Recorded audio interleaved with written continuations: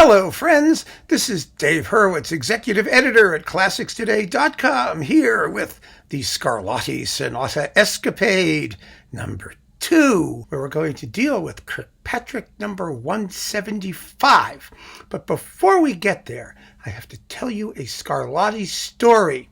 You know, one of the reasons I decided to do these talks one sonata at a time and not worry about if we did all 555 of the little pissers is because a lot of Scarlatti at once is probably not a good idea.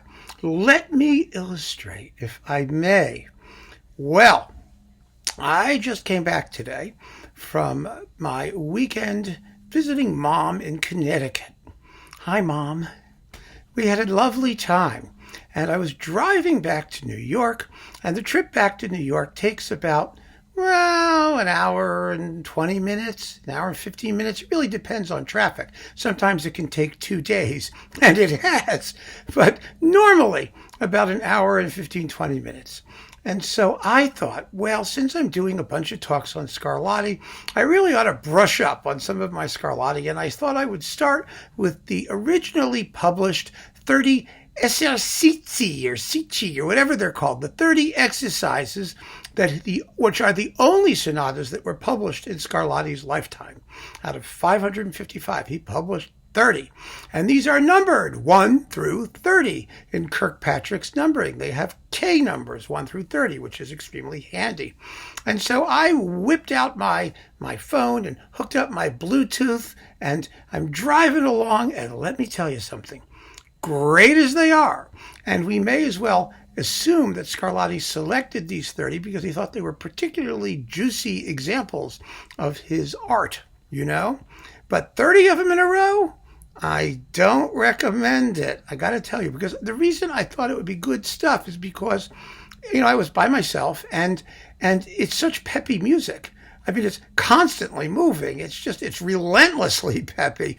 So I figured it'll keep me alert. Everything will be fine. It'll keep me nice and excited. But I got to tell you something. By the time I hit New York, I was in a state of nervous tension like you cannot imagine. That music had me so strung out. I was like this. It was incredible because it just keeps coming at you, and it gets faster and more exciting. It really is. It's thrilling music in little 5-minute bits. But when you put 30 of them together, let me tell you, it's not a good idea. So I was driving along, and I hit the Jackie Robinson Parkway. Now, for those of you who do not know Queens, the Jackie Robinson Parkway connects basically Queens and Brooklyn. It used to be called the Interborough for that reason, before it was named after Jackie Robinson. It is it's only a few miles long, a short parkway that winds through the cemeteries of Queens, particularly, I think, Cypress Hill Cemetery, I think it's called. But for whatever the reason is, whether it was sort of a misapplied version of eminent domain or whatever they could purchase from the cemetery, when it goes through the cemetery, it does this. It's wildly curvaceous. And they really only had a limited amount of room. So it has 2 extremely narrow lanes on both sides and no shoulders whatsoever. And to make it even more entertaining, when you come off the Van Wyck Expressway to get onto the Jackie Robinson, it's all under construction. Everything's been torn to pieces, and the route to get into the Jackie Robinson is different every time you come. Trust me, I've been doing this for a while. It's impossible to know exactly what you're going to encounter. I should have been smarter. I should have taken the Grand Central Expressway past LaGuardia Airport and gotten on the BQE, which is the Brooklyn Queens Expressway, and gone that way into Brooklyn. But I didn't. I wanted to see actually what they'd done with the approach ramp to the Jackie Robinson. Ooh, was that a mistake? Because let me tell you, the thing got narrower and narrower and narrower and narrower until you got right up to the Jackie Robinson. Then instead of having one of those extra lanes where you can yield, it just had a plastic barrier and an entrance about yay wide. As wide as your car, and it said, merge into the Jackie Robinson. If you didn't, you would have been shunted off onto an access road that would have taken you into the wilds of Queens, from whence no one has ever emerged, believe me, because Queens is impossible. I don't know if you know Queens, but you know, the roads go 27th Street, 27th Avenue, 27th Drive, 27th Place, 27th, Boulevard, 27th, they're all like the same number, just a different descriptor at the end of it. And, and nothing makes any sense in Queens. It's totally demented. So I did not want to get lost in Queens. So I had to merge onto this thing. And once you do merge onto this thing, where the cars are just whizzing along and not letting you in, because this is New York, and no one drives with any courtesy here in New York, you finally get in without killing yourself. You're on this really narrow road. And as I am doing the Cypress Hills twist, getting through the cemetery, we hear this. You ready? It was K25, in case you're curious. And here it is.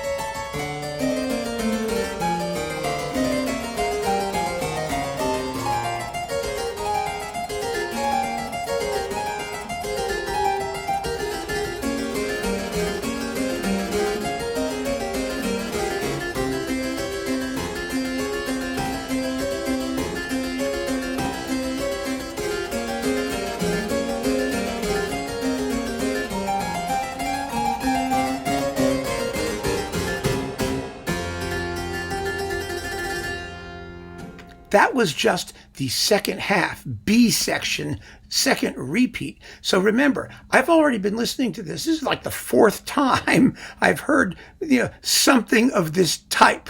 Not exactly, because it changes every time. But my God, if you're already completely frazzled and the music has been screwing the tension higher and higher and higher with each manic piece, one after the other, because this music is manic. My God, it's manic. It's absolutely, it's crazy. The level of tension and the constant, the toccata-like patterns moving perpetually, and the syncopated rhythms and the strange harmonies, and it just keeps coming and coming and coming, and you're twisting through the cemetery. And let me tell you, by the time I got off at Bushwick Avenue and it turned onto Eastern Parkway, I was completely woof.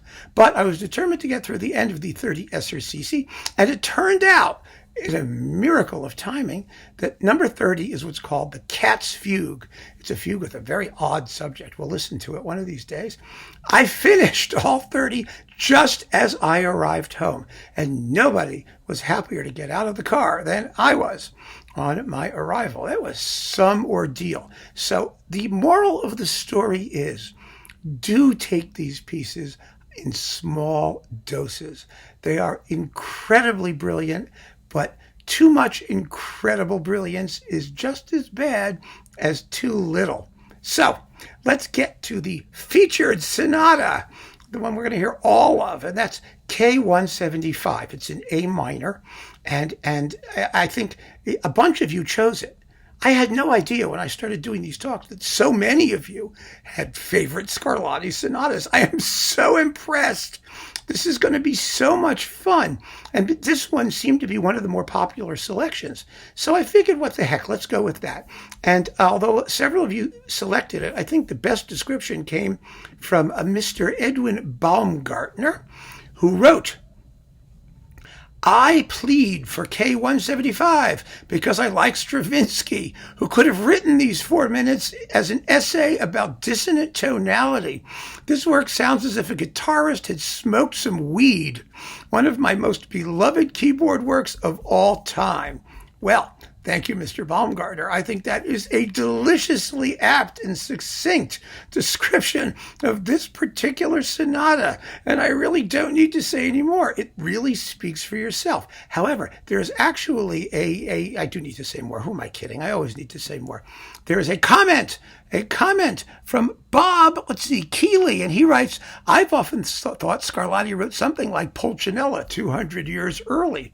Also, a very apt comment, because there is an aspect of Scarlatti that sounds like it's neoclassical, modern, a modern person faking writing Baroque music. Because so much of the music sounds so modern. It sounds really contemporary in its harmony, sometimes in its rhythm, also in the fullness of the chords. You know how so much of that sort of Baroque harpsichord music, it sounds like spindly, because it's just two parts, going like Bach two-part inventions, that kind of stuff, lovely though they may be.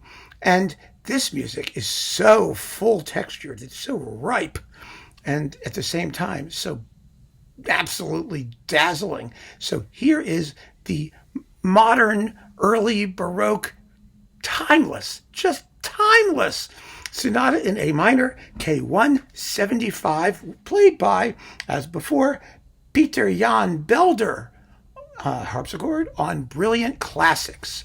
Enjoy this one. This is one of the really fun ones. Well, they're all really fun. Most of them are anyway, but this is really cool. Here you go.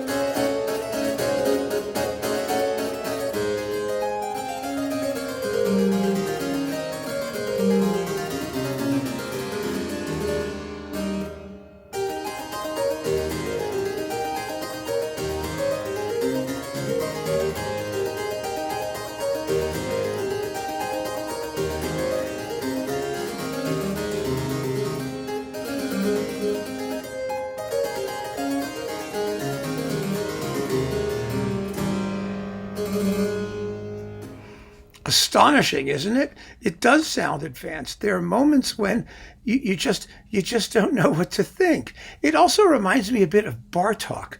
And by I'm not saying it sounds like Hungarian folk music or it has that level of dissonance, but well, it does actually in some places. But what reminds me of Bartók is the way Bartók will take a theme and play it in chromatic and diatonic versions. He'll alter the intervals so you recognize the theme and you hear it both ways. I mean, for example, in the music for strings, percussion, and celesta, the opening of the fugue goes do do do do do, and then in the finale it comes back with da da da da da. Well, never mind.